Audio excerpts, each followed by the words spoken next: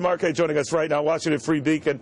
You know, it's interesting, like I thought before you came up here, that Ted Cruz is positioning himself as someone who can reach across the divide, bring across the Reagan Democrats, the so-called boll weevils of his time, in a way that has not been done in presidents since.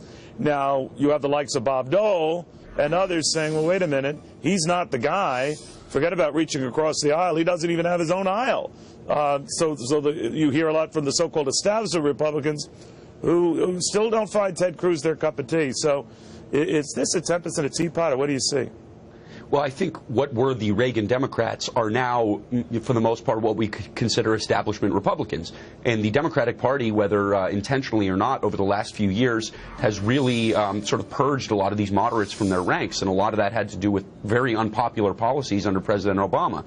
And that came after Chuck Schumer and Rahm Emanuel back in 2006 made a concerted effort to reach out to them. So I think a lot of those people have migrated over to the Republican side, and you see them backing Ted Cruz's competitors for the most part. So, you know, I'm not really sure who he's talking to there, because these are the folks who are really putting up a fight to his nomination. But in the end, I always notice parties rally around the nominee. And if Ted Cruz became the nominee, there'd be, you know, huffing and puffing. It doesn't always go down well. You're quite right. And I remember 1976, the battle between Gerald Ford, the incumbent president Ronald Reagan. You know, there were kisses and smiles in the end, but there were some burnt feelings and hurt egos, and that did not go, you know, down well.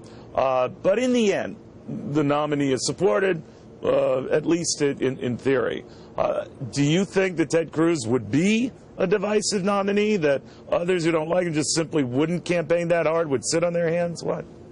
Well, I don't think it's necessarily division that's driving the moderates of the party in one direction or another. And I think, you know, evidence for that is that Donald Trump actually won the moderate vote, people who consider themselves moderates, last night. So I think presenting a compelling message. That's an excellent point. You're right about that. You know, yeah. I think Ted Cruz has a message that he should be pushing. I don't think he needs to really tailor it to one side of the party or another, because, you know, he's just going to come off looking, you know, like he's pandering a little bit. I think he needs to stay on message, and it'll work or it won't work. All right, well put. Lachlan, thank you very, very much.